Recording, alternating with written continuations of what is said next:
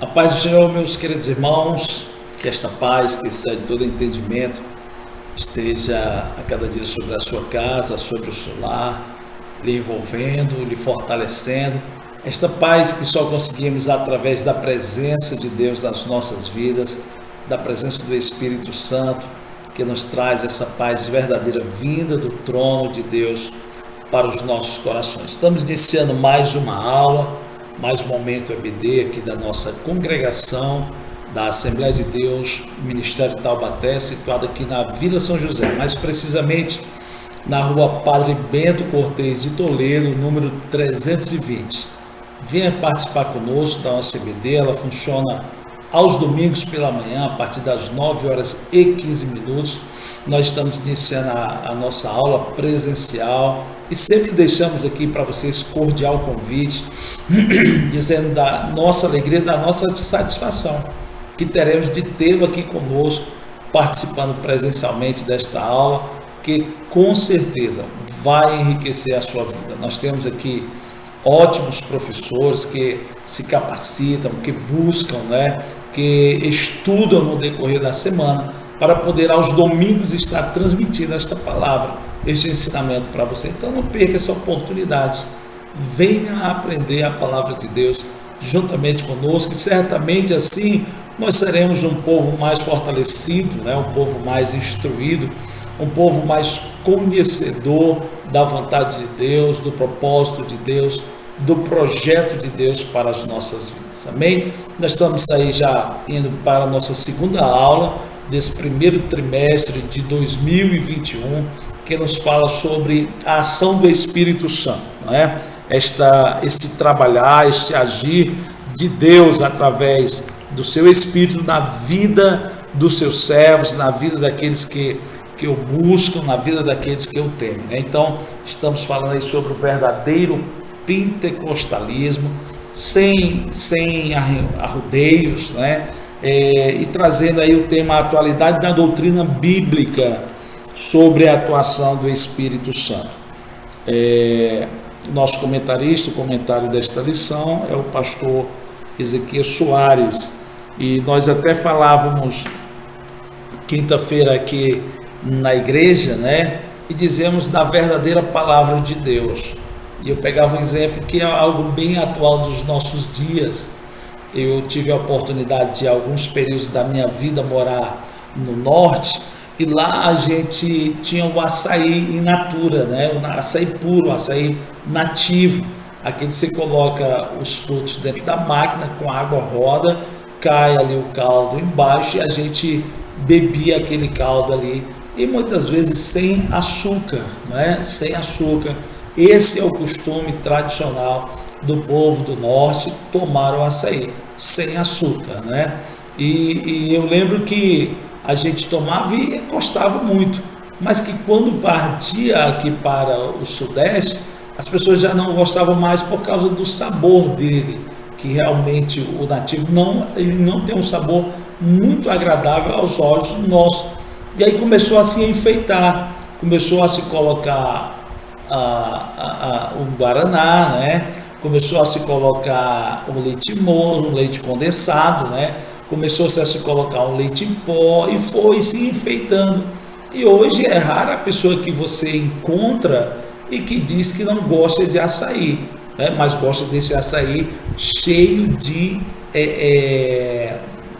atenuantes, que vão melhorar o seu sabor, que vão nos trazer um paladar melhor. Não é o verdadeiro açaí, não é o verdadeiro açaí que nós temos ali no norte, que nós temos ali em Belém, onde as pessoas tomam açaí com peixe assado, com peixe assado, e não tem nada de leite condensado no açaí, não tem nenhuma outra iguaria para poder melhorar o sabor do açaí. E nesse trimestre nós estamos estudando sobre o verdadeiro pentecostalismo, um pentecostalismo que não precisa ter acrescentar alguma coisa para ele poder fazer o efeito na nossa vida que ele tem que fazer. Tem que ser o pentecostalismo puro, genuíno, né? Não atrelado a nenhuma outra coisa, porque o verdadeiro pentecostalismo, ele é único e exclusivamente vindo da parte de Deus para as nossas vidas através do Espírito Santo de Deus. Então a gente não precisa colocar nenhum enfeite, a gente não precisa no pentecostalismo colocar algo para melhorar, porque já veio na medida certa, enviado por Deus para as nossas vidas, né? Um pentecostalismo baseado na pessoa do Espírito Santo. Então, a pessoa do Espírito Santo foi o tema da nossa primeira lição, e hoje nós vamos estudar sobre a atuação, né? Como que atua essa pessoa do Espírito Santo no plano de redenção, né? Ele atua, o que ele faz, o que ele deixa de fazer. Então vamos adentrando um pouquinho a mais sobre o estudo desse verdadeiro pentecostalismo, que mais uma vez eu digo, não precisa se acrescentar nada, e nós precisamos tomar cuidado, porque tem pessoas por aí que estão acrescentando algumas coisas a mais, né? Alguns penduricalhos, e nós precisamos estar atentos para não sermos levados por esses falsos ensinamentos do pentecostalismo que tem surgido e que tem atrapalhado muito a obra de Deus, não só no Brasil, mas como em todo o mundo. O nosso texto áureo, que está no livro de Atos, no capítulo de número 9, e o versículo de número 31, diz assim: assim, pois, as igrejas em toda a Judéia e Galiléia e Samaria tinham paz e eram edificadas, e se multiplicavam, andando no temor do Senhor e na consolação do Espírito Santo. Olha só, se multiplicavam, cresciam abundantemente no temor do Senhor, no temor de Deus. E a Bíblia diz que, por se multiplicar a iniquidade, o amor de muitos esfriaria. O amor de muitos sairia de dentro da vontade, do propósito de Deus. Outros interesses, né? Outros objetivos. Mas a igreja primitiva não, ela crescia no temor do Senhor. Havia temor. O principal objetivo era falar do amor de Deus. Tinha problema? Lógico que tinha. Haja vista as cartas, inúmeras cartas que nós encontramos no Novo Testamento, os livros que foram escritos, não é? Então nós precisamos entender que havia problema, mas eles cresciam no temor do Senhor, vencendo essas dificuldades. Alguém quis colocar lá no final do primeiro século, né, a história de que Jesus, ele não era muito matéria, ele era algo meio espiritual. Aí João escreve o seu evangelho, e ele vai dizer: olha, no princípio era o verbo, e o verbo estava com Deus, e o verbo era Deus, e o verbo habitou entre nós. Ele está dizendo: peraí, para com esses ensinamentos errôneos, para de querer colocar leite condensado no açaí, parem de querer colocar alguma história a mais no pentecostalismo para ele poder ser aceito. Não, a história é essa: Jesus Cristo era Deus, se tornou carne, habitou entre nós, morreu e ao terceiro dia ressuscitou. Mas a igreja, ela crescia no temor do Senhor, e havia a consolação, a presença do Espírito Santo de Deus, dando a graça, dando a paz, dando a força, dando o entendimento para poder passar as lutas e as dificuldades que eram inerentes na vida do povo daquela época e que também são inerentes na vida do povo nos dias em que nós vivemos, não é? A verdade prática, ela nos diz que a atuação do Espírito é contínua e dinâmica na igreja, na vida dos crentes, e os conduz à conversão até o final da jornada cristã. Então essa presença ela é ativa, essa presença ela é constante, ela é dinâmica. Nós vamos ver Atos, Vamos ver aqui, Atos 16, não. Atos, deixa eu ver aqui, Atos,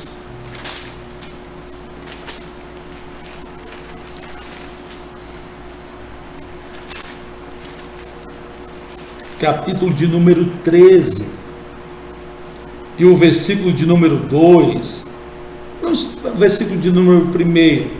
Na igreja que estava em Antioquia, havia alguns profetas e doutores, a saber, Barnabé, Simeão, chamado Níger, Lúcio, Cirineu, Manaém, que foram criados com Herodes, o tetrarca, e Saulo. E servindo eles ao Senhor e jejuando, disse o Espírito Santo: apartai-me a Barnabé e a Saulo para a obra que eu os tenho chamado. O Espírito Santo, ele estava conduzindo a igreja. Por quê? Porque havia oração, porque havia o jejum, porque era assim que se servia a Deus, era assim que se seguia orientado pelo Espírito Santo, e a igreja crescia. E o Espírito Santo disse: aparta a Barnabé para uma obra. Então a ação do Espírito Santo, ela é contínua e dinâmica na igreja. Se ela não é atuante nos dias de hoje, a culpa não é do Espírito Santo, a culpa é minha. A culpa é nossa como igreja, que não estamos deixando essa ação ela ser contínua, ela ser evidente, ela ser dinâmica, ela atuar nos corações e nas direções, nas medidas administrativas que nós precisamos tomar. Então a igreja, ela crescia, né? No temor do Senhor, na consolação. Por quê? Porque essa ação, atuação do Espírito Santo, ela é dinâmica, ela não para. Ela é constante, né? Ela é constante na vida do crente e na vida da igreja. Nós vamos aqui para a nossa introdução da nossa lição, que diz assim: aprendemos na lição passada quem é o Espírito Santo. E agora vamos estudar sobre a ação dele no processo da salvação da humanidade e na edificação dos crentes. Então a lição de hoje é uma lição bastante rica, porque nós vamos continuar aprendendo que não há vida com Deus se nós não estivermos com a presença do Espírito Santo em nós. Não há como proclamarmos Jesus como Salvador a não ser pela presença do Espírito Santo de Deus nas nossas vidas. Então nós vamos aprender que o Espírito Santo é ele quem age no processo da salvação. É um pensamento meu, não é nenhuma heresia, e não estou aqui querendo desmerecer ou desmerecendo alguém, mas eu tenho uma tese que quem convence, e com base na Bíblia, né, quem ganha as almas para Jesus, não somos nós, é o Espírito Santo, porque é ele quem convence. Nós evangelizamos, nós proclamamos, porque esse é o mandamento de Jesus para a vida da sua igreja: ide por todo mundo e pregai o evangelho. Essa é a nossa função. Mas a de convencer, de mostrar para o pecador, é do Espírito Santo. E o próprio Senhor Jesus, ele vai dizer isso, nós vamos ver no decorrer da nossa lição, que ele é quem convencerá o homem.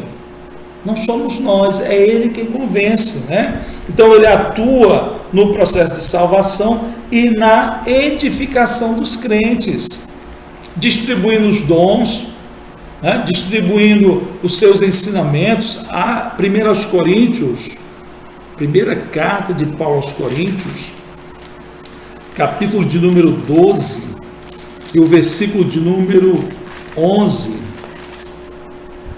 diz assim: mas um só e o mesmo Espírito opera todas essas coisas, repartindo particularmente a cada um como quer. É ele quem opera, é ele quem dá o dom para falar, a capacidade de falar a palavra de sabedoria, a palavra de ciência, é ele quem traz a fé, é ele quem dá os dons de curar, os dons de operação de maravilha, o dom de discernir os espíritos.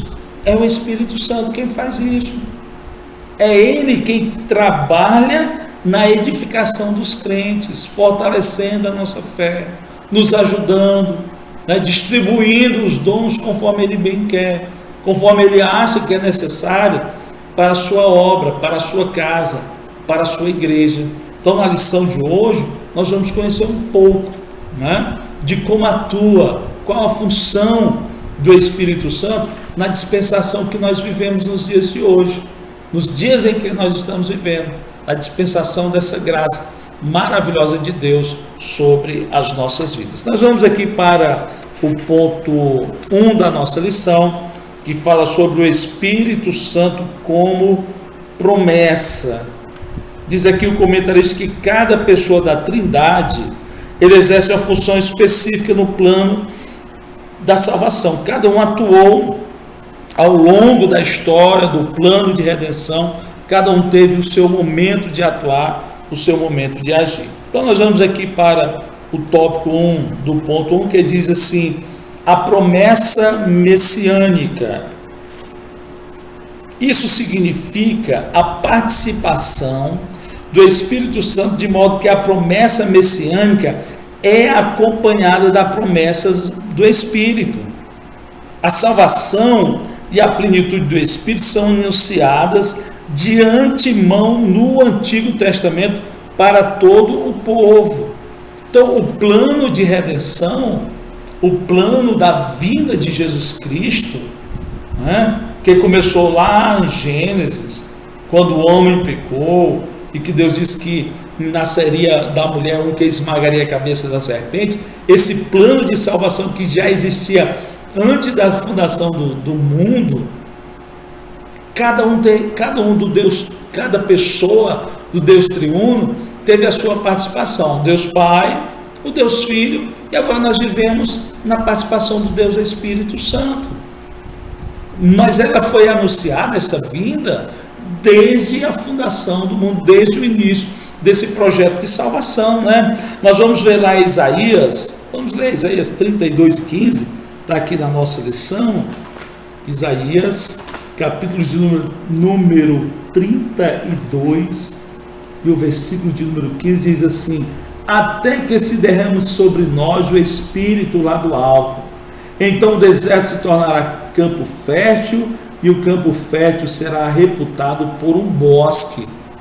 Ele está falando que é do Espírito Santo de Deus, que vai ser derramado, que seria derramado, proclamando a vinda do Salvador, né? E se há um livro que fala desse projeto maravilhoso da vinda de Cristo, é o livro de Isaías, que anuncia a vinda do Redentor, a vinda do Messias, mas ele anuncia também a vinda do Espírito Santo, que seria derramado, que viria sobre a vida da igreja do Senhor, do povo de Deus, não é? Ainda Isaías, capítulo de número 61, e o versículo de número 1, diz assim: levanta-te, irmãos, 61, e o Espírito do Senhor Jeová está sobre mim, porque o Senhor me ungiu para pregar boas novas aos mansos, e enviou-me a restaurar os contritos de coração, a proclamar a liberdade dos cativos e a abertura de prisão aos presos. Então o Espírito Santo trabalhando, atuando. Esse texto aqui é o texto que Jesus lê quando ele está lá na sinagoga, e ele está dizendo assim: ó, é isso que se cumpriu no dia de hoje. Eu estou aqui, o Filho de Deus, o Messias, e sobre mim está o Espírito Santo para pregoar, para anunciar. Nós estamos juntos nesse projeto. Então nós vamos ver que o Espírito Santo, ele de antemão já era anunciada a sua vinda no Antigo Testamento. Quando as pessoas correm para Pedro e começam a interrogá-lo lá no dia de Pentecostes, que barulho era aquele? Pedro faz referência a Joel 2, né? Joel 2:28, ele diz assim: olha, e há de ser, não foi isso que foi dito pelo profeta Joel, né? Aí em Joel 2:28 está dizendo assim: e há de ser que depois derramarei o meu Espírito sobre toda a carne, e vossos filhos e vossas filhas profetizarão, os vossos velhos terão sonhos, e os vossos jovens terão visões. E também sobre os servos e sobre as servas naqueles dias derramarei o meu Espírito, anunciando a vinda do Espírito Santo, a vinda do Deus Espírito Santo sobre a vida daqueles que temem a Deus. Então foi uma vinda anunciada no Antigo Testamento, assim como a promessa messiânica, a vinda do Messias, do Salvador, do Redentor, a vinda também do Espírito Santo, ela foi anunciada no Antigo Testamento. Amém? Nós vamos aqui para o tópico 2, né? O tópico 2, que vai falar sobre a Antiga Aliança. Na Antiga Aliança, as múltiplas manifestações do Espírito Santo são conhecidas desde o Antigo Testamento. E uma delas era a capacitação de pessoas para obras específicas, como a de profeta. Né? Aí Jesus vai falar, quando Deus vai falar com o seu povo, vai dizer, olha, se houver profeta entre vocês, eu falo por visões, mas com o meu servo Moisés é diferente. Ou então de profeta, de liderança. E essas habilitações eram espirituais.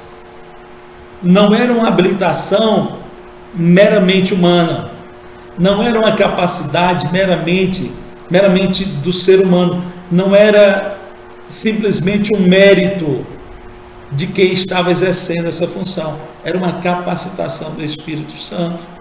Haja vista Sansão, não é? Aquele homem que a gente sempre vê, e eu sempre imaginei Sansão como um camarada musculoso, forte. Não, a força de Sansão não estava na sua carne, não estava nos seus músculos, era a presença do Espírito Santo de Deus na vida dele, era a presença de Deus na vida dele.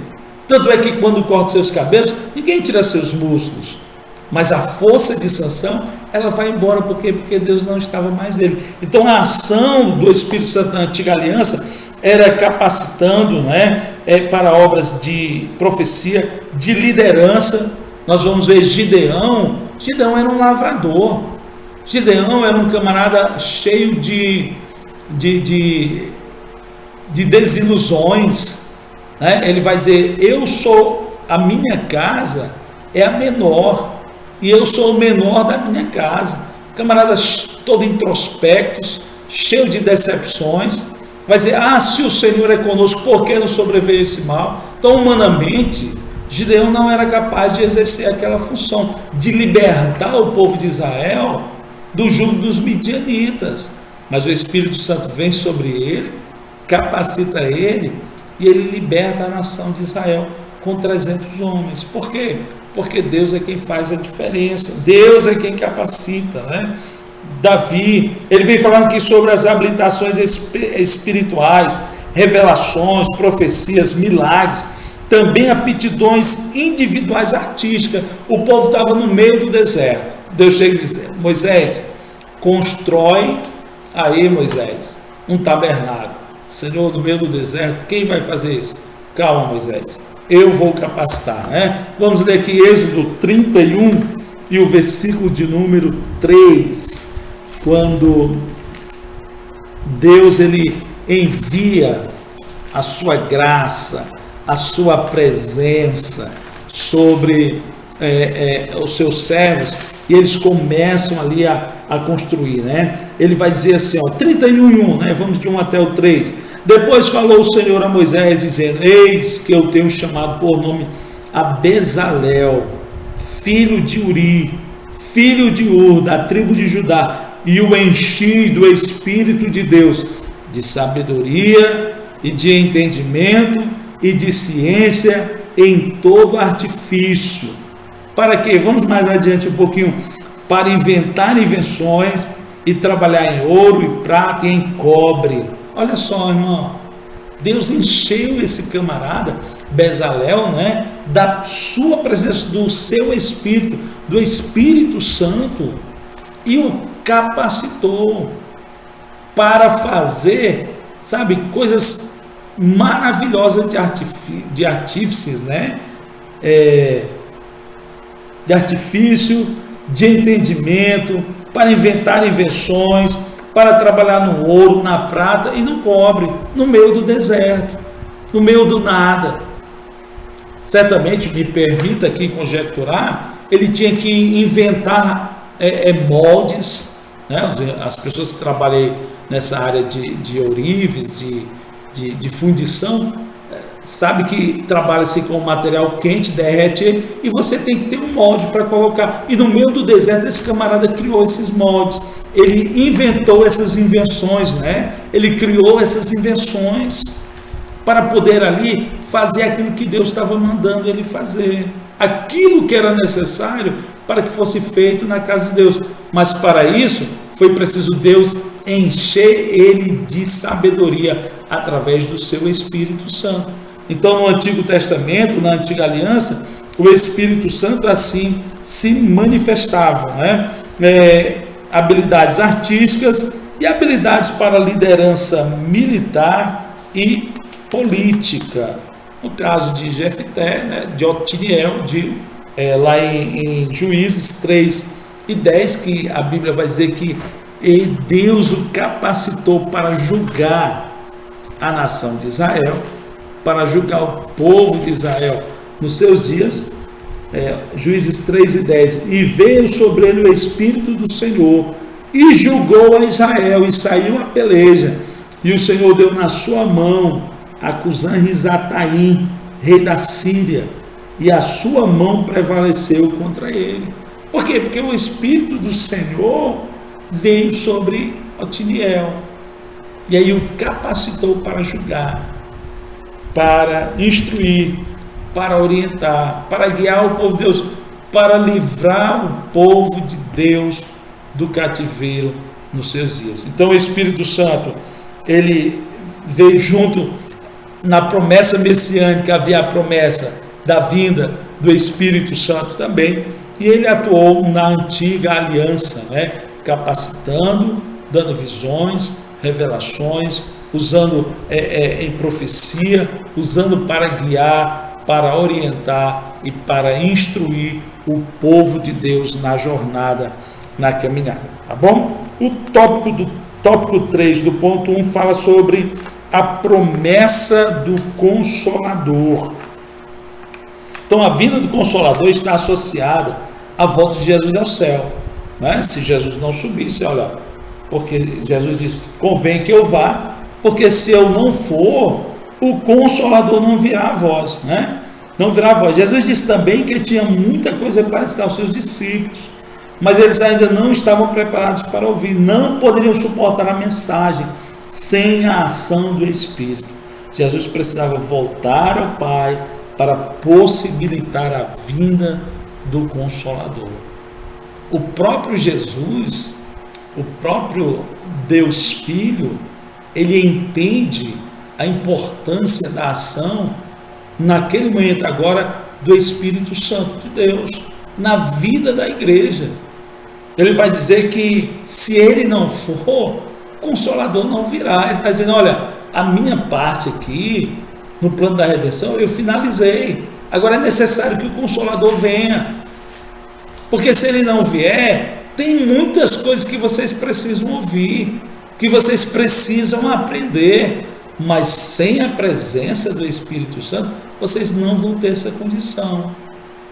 Lembra lá do discurso, quando Jesus começou a proferir o discurso, e muitos acharam pesada a palavra e começaram a ir embora, porque não estavam preparados para receber uma palavra como aquela.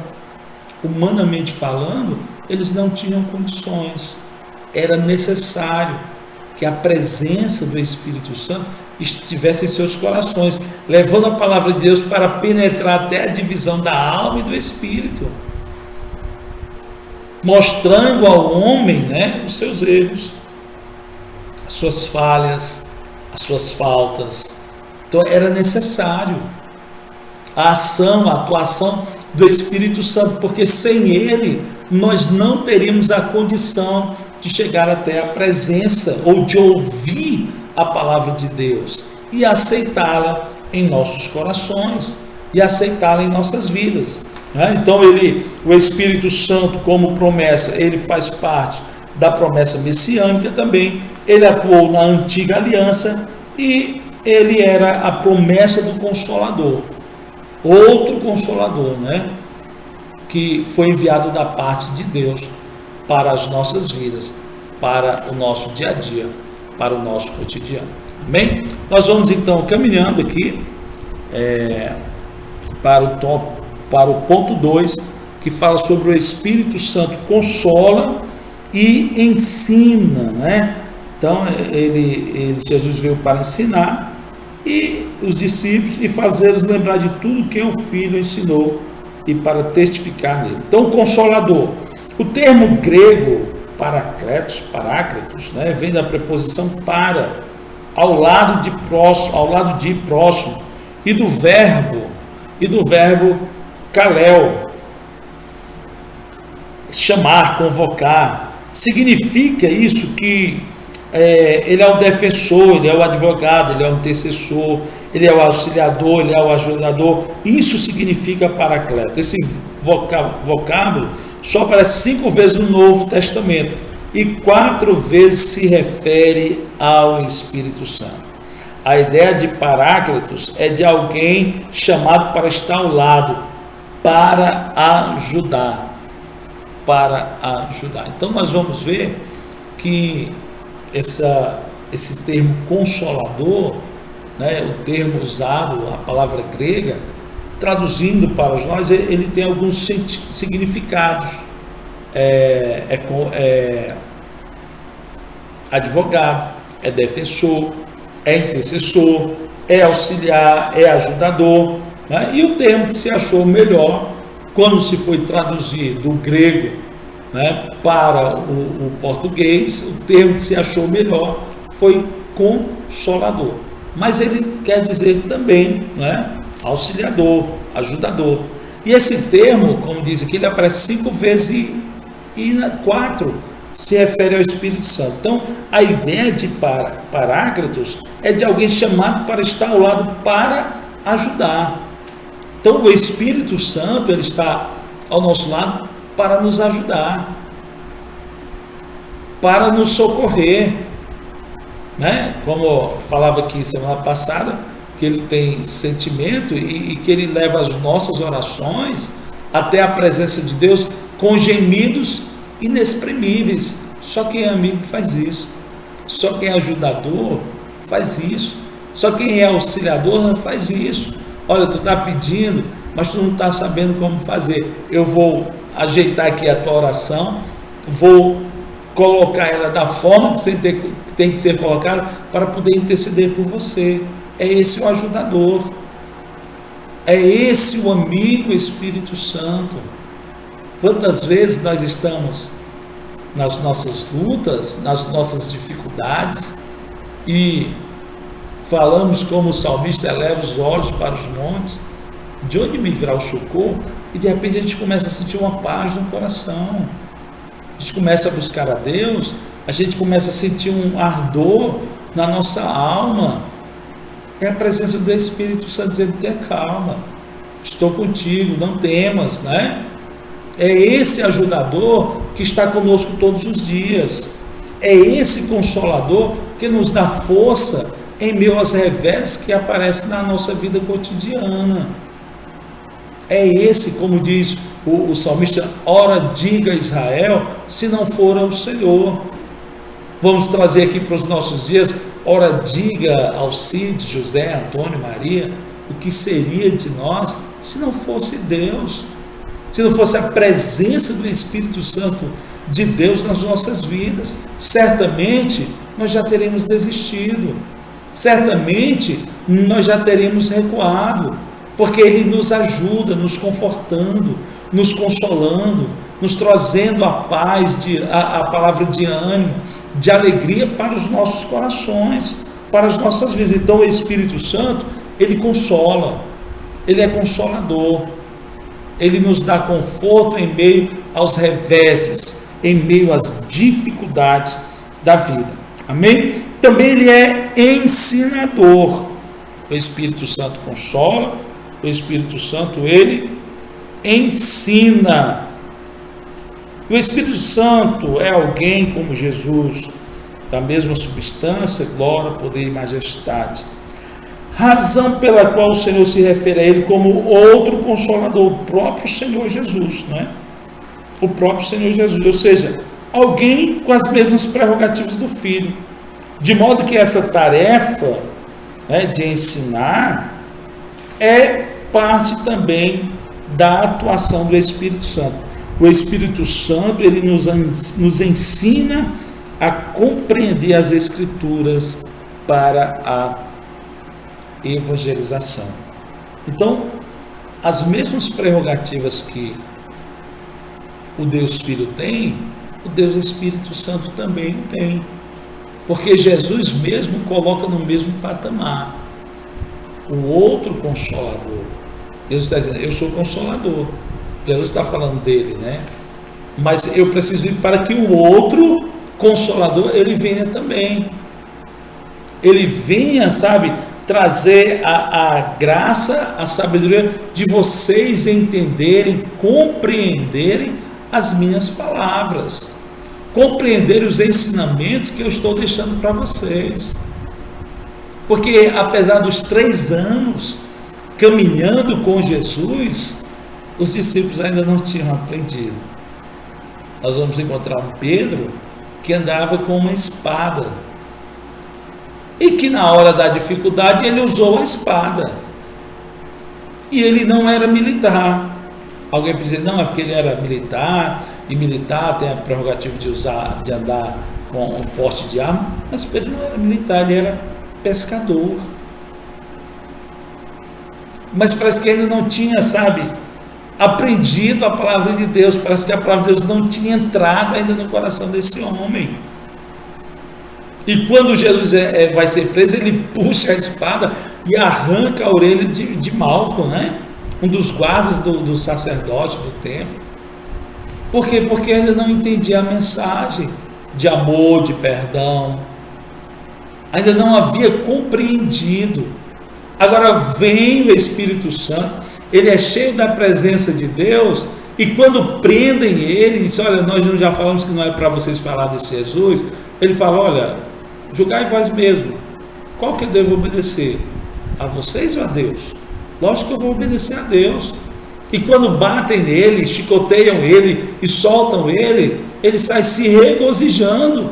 Sabe por quê? Puxa vida, eu fui açoitado pelo amor de Deus, por proclamar a palavra de Deus, eu sou digno de sofrer pelo Evangelho. Olha só como é diferente, porque agora a presença do Espírito Santo estava na sua vida, o outro Consolador, aquele que está em igualdade, em nos ensinar, né? Em nos ensinar. Quando o faraó ele tem aquele sonho, lá em Gênesis, né? Capítulo de número 40, 41, ele não consegue alguém que pudesse interpretar o sonho. Alguém se lembra de José, aí chama José. José, além de interpretar o sonho, ainda ensina a ele o que eles tinham que fazer. Imagina, José era um escravo. José, ele não tinha passado em faculdade nenhuma. Até onde se conhece da história de José, ele era um menino muito bem criado, muito bem instruído pelos pais na questão da intimidade com Deus. Ele era um camarada que foi para a casa de um Potifar viver como escravo, foi para uma prisão e de repente ele se encontra diante de um faraó e de todos aqueles sábios daquele palácio, daquele reino, instruindo eles, dizendo a ele o que eles tinham que fazer. O faraó fica abismado. O faraó diz, rapaz, o que está acontecendo? Peraí. Aí José, que não era bobo, né? Só olha, e eu te digo mais uma coisa, faraó, escolhe alguém para fazer essa administração aí para ti. José estava dizendo assim, olha, não tem nenhum aí que seja capaz, né? Mas enfim, escolhe alguém. Aí lá em Gênesis 41 e 38, olha só o que o faraó vai falar. Gênesis 41 e 38. E disse faraó a seus servos, acharíamos um varão como este, em que haja o Espírito de Deus? O faraó está dizendo, olha, esse moço ele é entendido, ele tem essa instrução, tem essa capacidade toda, mas não é dele não, é o Espírito de Deus que está capacitando ele, é que está ensinando ele a trazer essas palavras para nós, a trazer esse ensinamento para nós. Esse camarada que vai organizar tudo, José, é você mesmo. Por quê? Porque o Espírito de Deus, o Espírito Santo de Deus, capacitou aquele moço, levou ele a trazer esse grande ensinamento para aquela nação. Amém? Então o Espírito Santo também ensina a compreender as Escrituras para a evangelização. 1 Coríntios 2 e 13. 1 Coríntios 2 e 13.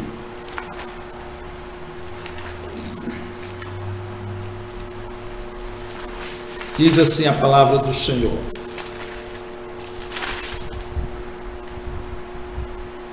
as quais também falamos, não com palavras de sabedoria humana, mas com a que o Espírito Santo ensina, comparando as coisas espirituais com as espirituais. Paulo, ele escreve as coisas e está dizendo: peraí, rapaz, eu não estou falando com vocês de sabedoria humana não, de coisa terrena não. Nós estamos evangelizando vocês, mas nós, não recebemos do Espírito do mundo, mas o Espírito que provém de Deus. Ele vai dizer: as quais também falamos não com palavras de sabedoria humana, porque as palavras de sabedoria humana, elas passam. O que é verdade hoje para o ser humano, amanhã pode não ser, mas para Deus, não, são palavras eternas. São palavras eternas. Então Paulo está dizendo: nós estamos evangelizando vocês, mas é na direção, é na orientação, é na instrução. São palavras que o Espírito Santo tem colocado em nossa boca, tem nos capacitado.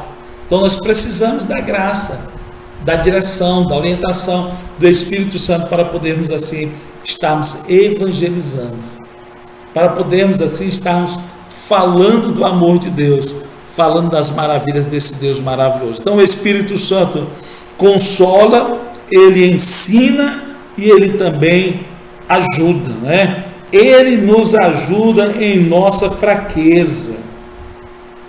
Ele nos ajuda em nossa fraqueza. Essa ajuda do Espírito não nos desobriga de estudar a Bíblia. Temos que estudar a Bíblia, Alguém diz que o Espírito nos fará lembrar todas as coisas, mas eu só posso me lembrar de algo que eu vi, de algo que eu observei, de algo que eu estudei. Por exemplo, eu não posso me lembrar da cidade no Mato Grosso do Sul, eu não posso me lembrar do estado do Mato Grosso do Sul, porque eu nunca andei lá. Eu não tenho como me lembrar de lá. Então, as palavras que o Espírito Santo vai me fazer lembrar são aquelas que eu vou estudar, são aquelas que eu vou ler. E nós precisamos estudar a palavra de Deus. Precisamos meditar na palavra do Senhor. Precisamos buscar esse ensinamento de Deus a cada dia para as nossas vidas. Então, Ele nos ajuda, o ajudador, Ele nos ajuda nas nossas fraquezas. Romanos 8 e 26, Romanos 8 e 26, diz assim a palavra do Senhor. E da mesma maneira também o Espírito ajuda nas nossas fraquezas, porque não sabemos o que havemos de pedir, como convém, não sabemos. Então Ele nos ajuda, Ele nos instrui, Ele nos dá graça. Ainda Romanos 8,14 diz assim: porque todos os que são guiados pelo Espírito de Deus, eles são filhos de Deus. Ou seja, Ele nos guia, Ele nos orienta, Ele nos ajuda para chegar até a presença de Deus. Eu não tenho como chegar, como ser guiado até a presença de Deus pelo caminho que é Cristo, se não for através do Espírito Santo. Porque, mais uma vez, é Ele quem convence, é Ele quem mostra para nós os nossos erros, as nossas falhas, as nossas faltas, É o tema aqui do nosso ponto 3, é Ele quem convence o mundo, é Ele. Então, esse ajudador, ele vem para nos ajudar a chegar até a Deus, porque com as nossas forças, nós jamais chegaremos, porque a nossa carne ela é propensa ao pecado, a andar fora dos princípios e dos padrões de Cristo, mas o Espírito Santo, ele nos ajuda a chegar a cada dia à presença desse Deus maravilhoso, amém? Nós vamos agora para o nosso ponto 3 da nossa lição, que fala sobre o Espírito Santo reprova e convence o mundo, não é? O Espírito Santo veio para convencer o mundo do pecado, da justiça e do juízo. Foi para isso que o Espírito Santo veio. Então o Espírito Santo, ele convence o mundo do pecado, diz o tópico primeiro. É o Espírito Santo que convence ou persuade o mundo do pecado. É ele. Diz aqui que Jesus disse o pecado e não pecados, isso porque ele não está falando de alguns pecados ou transgressões, mas está falando da incredulidade que habita no coração do mundo, do homem, né? Isso é o pecado, do pecado porque não crê em mim, ou seja, a incredulidade que leva o homem a se afastar de Deus. Antes mesmo que alguém cometa alguma coisa, Jesus havia dito que tal pessoa já estava condenada. Já estava condenado. É o Espírito que torna as pessoas conscientes do seu estado de miséria espiritual e as leva a reconhecerem o Senhor Jesus Cristo como seu Salvador. Então ele vem para convencer, para falar, para mostrar para o homem que ele está errado, que ele está caminhando a passos largos para o inferno. Lembrei-me agora de uma história de um certo senhor que ele falava muito ao seu filho: meu filho, pode ir para a igreja, você tem chamada. Mas a gente via no semblante, né, ele dizia que quando falava isso, ele via no semblante do seu filho que não surtiu o efeito necessário, apesar de ser seu filho, apesar de ouvi-lo, mas não surtia. O que ele fez? Ele foi orar, porque somente o Espírito Santo consegue fazer, né, consegue trabalhar, consegue convencer o homem dos seus erros, das suas falhas, dos seus pecados. Imagina Saulo agora, ele tentando convencer as pessoas que o conheciam de que Jesus agora era o caminho. Como é que eles iam entender essa situação? Mas Saulo, outro dia nós estávamos contigo prendendo essas pessoas e agora tu está do lado delas. Olha só que confusão na cabeça das pessoas. Mas o que ajudava Saulo? Era o Espírito Santo. O que ajudava Paulo a pregar a palavra de Deus com tanta autoridade? Era o Espírito Santo, mostrando para ele as verdades através da mudança na vida daquele homem chamado Saulo. Então é o Espírito Santo quem convence. Não adianta, né? Não adianta. Zacarias 4:6 diz assim: olha, não é por força nem por violência, mas pelo meu Espírito. Não adianta. Às vezes a gente quer forçar alguém, vem para a igreja, busca e traz, e a pessoa, sabe, não surte aquele efeito necessário. Aí o que a gente tem que fazer? Vamos para a oração, vamos buscar a Deus, vamos pedir a Deus, porque servimos a um Deus que trabalha no coração do homem. Não é por força, não é por violência. Não adianta a gente querer obrigar, impor. Não, você vai aceitar Jesus, você vai para a igreja. Não é assim. Não é assim, até mesmo porque tudo que nós vamos fazer para Deus tem que ser com liberdade, tem que ser com espontaneidade, tem que ser com alegria no coração. E quando a gente faz as coisas forçadas, não há alegria em nossos corações. Não há alegria em nossos corações. Então nós precisamos entender que tudo na vida espiritual não é por força que funciona, né? Não é. Então ele leva as pessoas a entender o seu estado de miséria e as leva a reconhecerem o Senhor Jesus Cristo como seu Salvador. Tito, Paulo escrevendo a esse obreiro, jovem obreiro, Tito, no capítulo de número 3, o versículo de número 5, vai dizer assim: olha, não pelas obras de justiça que houvéssemos feito, mas segundo a sua misericórdia, nos salvou pela lavagem da regeneração e da renovação do Espírito Santo. Então não é pelo mérito de alguém, não é pela imposição de alguém, não é para agradar meu pai, minha mãe, minha esposa, meu esposo, meus filhos, não, é pelo agir do Espírito Santo de Deus, pelo trabalhar do Espírito Santo em nossas vidas, em nossos corações, no coração do homem. Então é Ele quem convence, é Ele quem mostra ao homem os seus erros, as suas falhas, os seus pecados. É Ele quem mostra ao homem a dependência do homem desse Deus tão maravilhoso. Se não for através dele, nós não vamos conseguir. É Simão, né? Simão, o camarada que começa a olhar os milagres que os apóstolos faziam. Ele deixou-se levar pelo que ele estava vendo. Não houve mudança no seu coração, não houve mudança na sua vida, não houve mudança, né, no seu dia a dia, no seu cotidiano. E aí ele chega para os discípulos e pergunta: ei, quanto é que vocês querem por esse dom, né, por esse dom, para que eu possa também curar, para que eu possa também orar, para que eu possa também falar das maravilhas de Deus?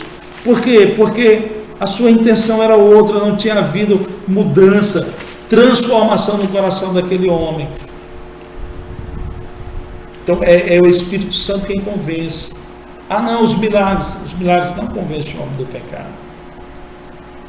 As maravilhas também não convencem.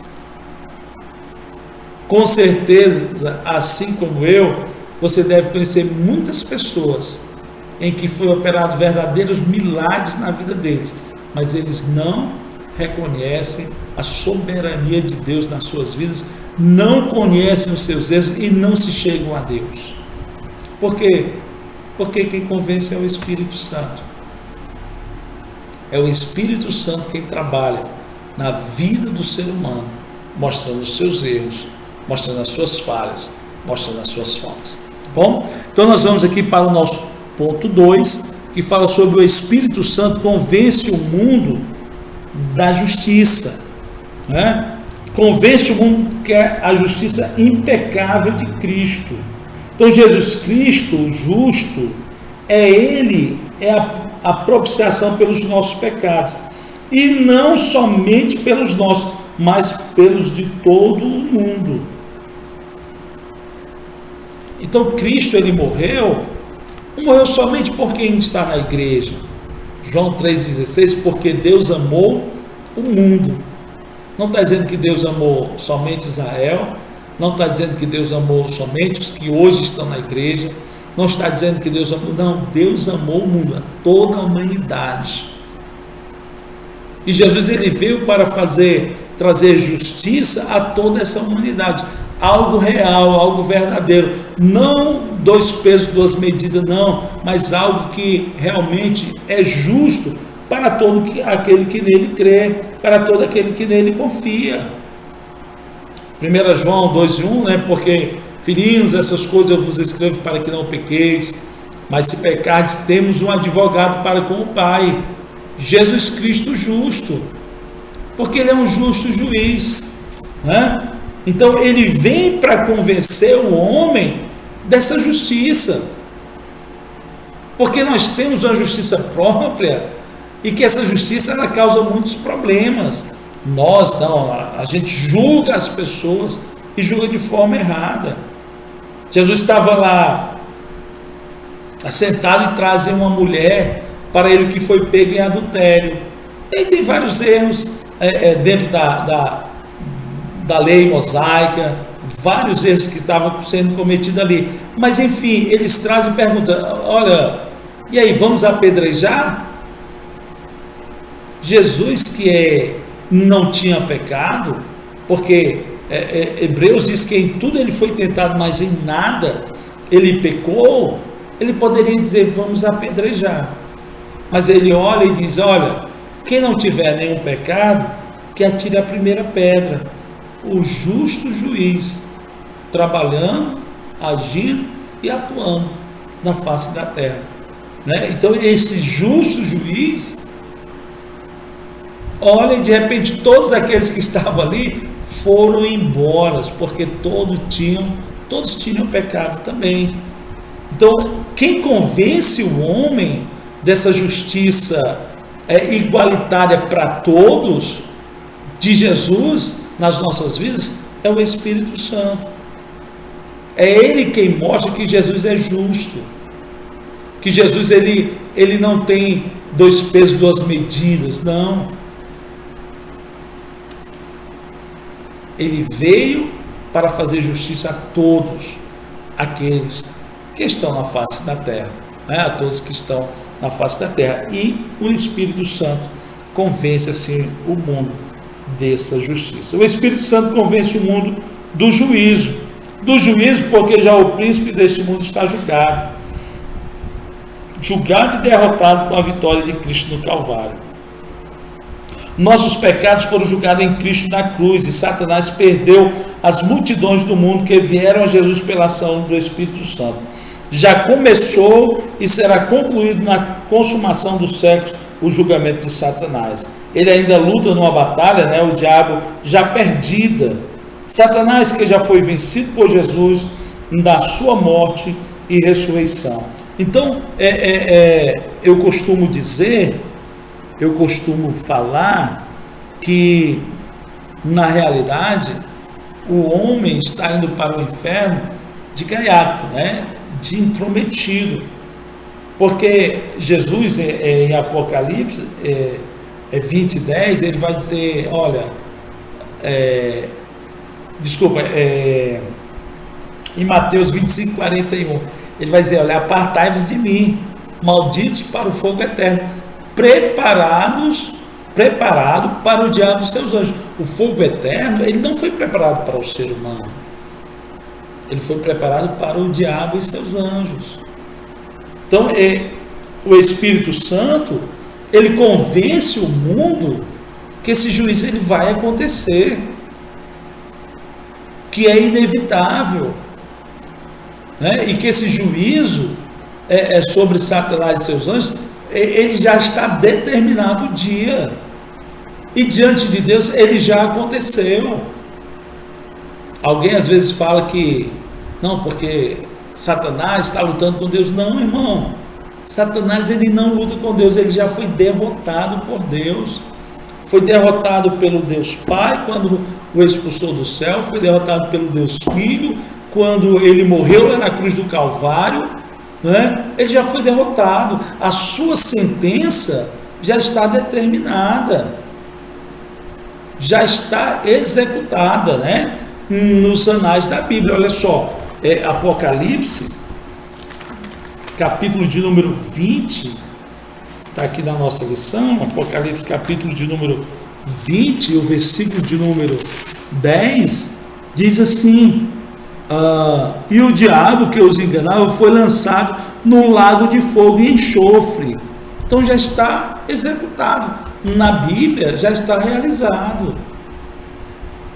Então quem convence o homem para não poder seguir esse caminho, que esse juízo já está executado sobre Satanás e seus anjos, e aqueles que desobedecerem a Deus, é o Espírito Santo, para que não possamos ir no mesmo caminho, para que não possamos ir na mesma trajetória, para que não possamos seguir o mesmo rumo.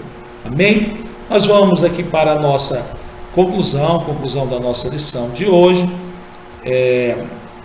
que nos diz o seguinte: diante do exposto, ficamos sabendo que o sentido de consolador aplicado ao Espírito é inerente à sua natureza e obra. O Espírito Santo ele atua na igreja para guiar o povo de Deus, de forma coletiva, como as ovelhas individualmente, e age também no mundo, no processo de salvação ou no processo da salvação. Bem, então deixamos aqui o nosso forte abraço para você, encerrando a nossa lição de hoje, deixando aqui os nossos agradecimentos a Deus pela sua vida e sempre com o convite para que você esteja participando da nossa aula presencial aqui na Vila São José. Nosso forte abraço, um bom domingo para você e que as bênçãos de Deus continuem a cada dia repousando sobre a sua vida, sobre a sua casa, sobre o seu lar, em o nome de Jesus.